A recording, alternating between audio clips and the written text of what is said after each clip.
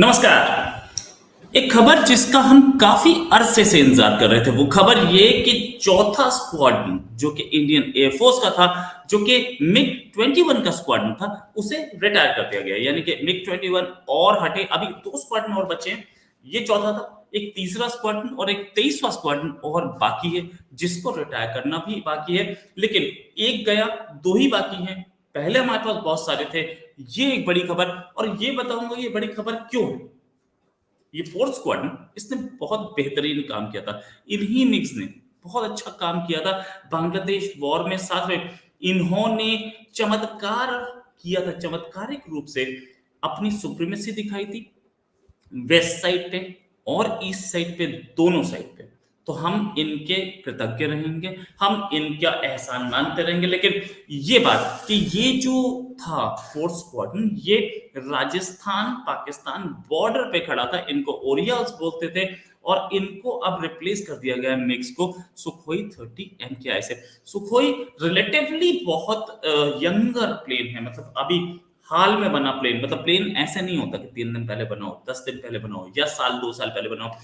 20 साल पुराने प्लेन को भी रिलेटिवली यंगर बोला जाता है, या एकदम लेटेस्ट प्लेन तो कोई नहीं होता। मतलब ऐसा भी कि 3 साल पहले बनाओ, ऐसा कोई एक आधी प्लेन होगा। प्लेन बनते ही कितने हैं, मॉडल्स बनते कितने हैं, रिसर्च एंड डेवलपमेंट में बहुत टाइम लेता है, और पूरी वर्ल्ड की टेक्नोलॉजी उस पर चलती है।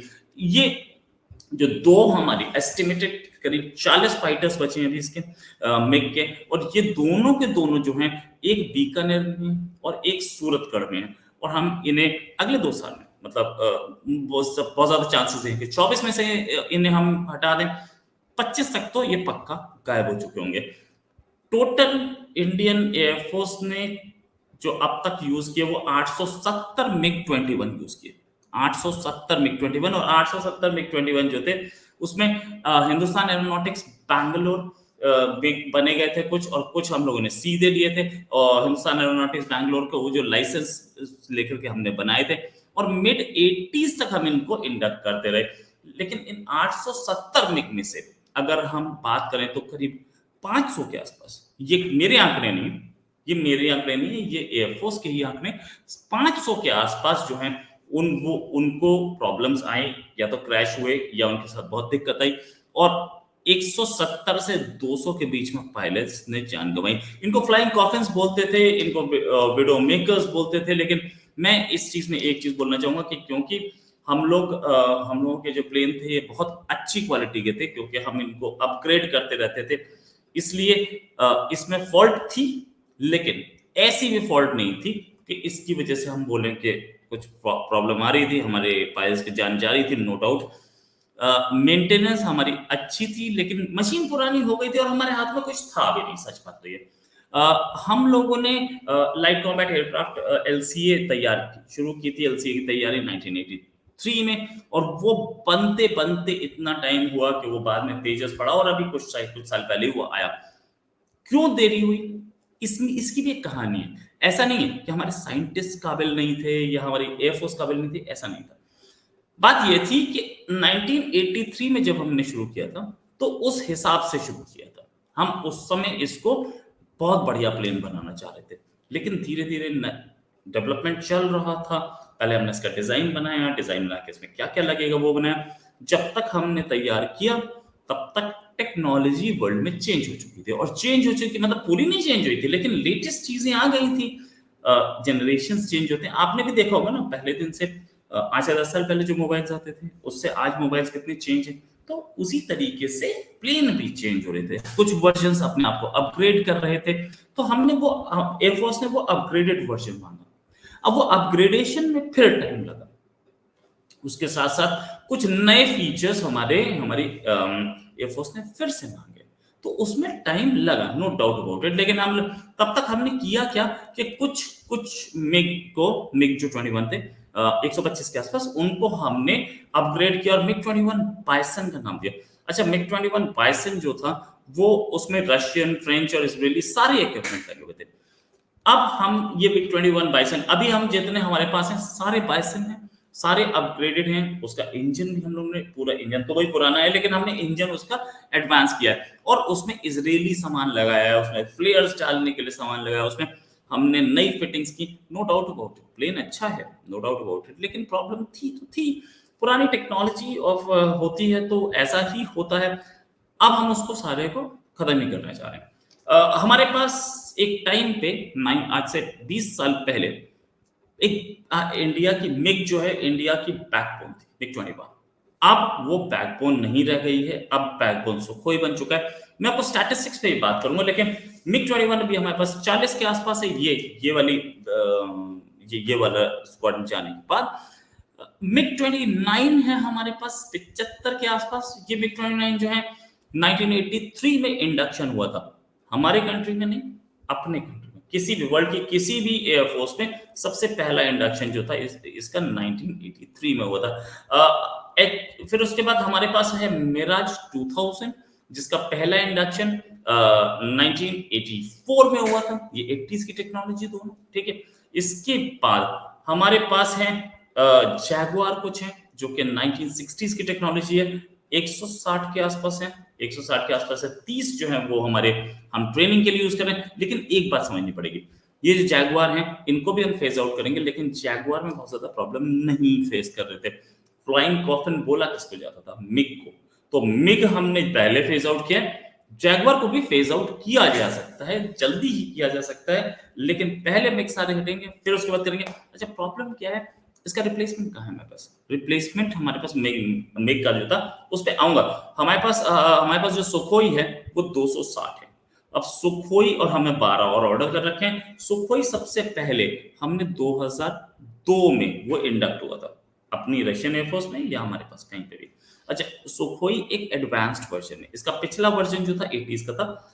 2002 वो साल है जब ये सुखोई 30 MKI आया था।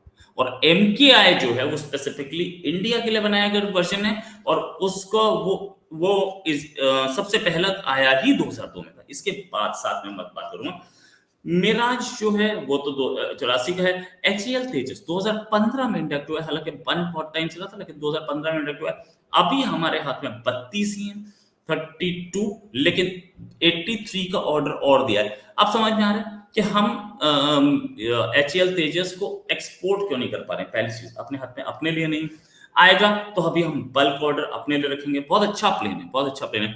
और हम इजिप्ट से बात कर रहे थे कि यार वहां पे तुम बना लो तो हमें भी दे देना कुछ, और हमारी अपनी जरूरत है भाई। हमारे हमारे बॉर्डर पे प्रॉब्लम चल रही हैं, हमारे चाइना के साथ प्रॉब्लम चल रही है, तो इसलिए हमें जरूरत है इस प्लेन की। और ये प्लेन है भी अच्छा, काबिल प्लेन है, तो हम रखना चाह रहे हैं। इसके बाद एक इन सब में, इन सारे प्लेन्स में कोई भी प्लेन ऐसा नहीं है जिसके पास स्टेल्थ फीचर हो। अब स्टेल्थ फीचर क्या होता है? स्टेल्थ फीचर क्या होता है? स्टेल्थ फीचर ये होता है कि वो प्लेन रडार में डिटेक्ट नहीं होता, जाएगा मार के वापस आएगा, लेकिन रडार में डिटेक्ट नहीं होगा। अब रडार में कैसे डिटेक्ट नहीं होगा भाई? तो बात ये है कि ये स्टेल्थ जो है एक ऐसा फीचर है जो कि एक फीचर है। आप सब लोगों ने मिस्टर इंडिया मूवी देखी होगी, वो एक एटॉमिक रिंग लगाता था और वो आदमी गायब हो जाता था। ऐसा प्लेन के साथ नहीं होता है। प्लेन अगर रडार को नहीं दिखेगा तो वो रडार को चकमा देता है। और चकमा कैसे देता है? रडार से वेव्स जाती हैं जो कि ऊपर कहीं प्लेन है तो उसको इंटरसेप्ट करती है, वो वापस आती है।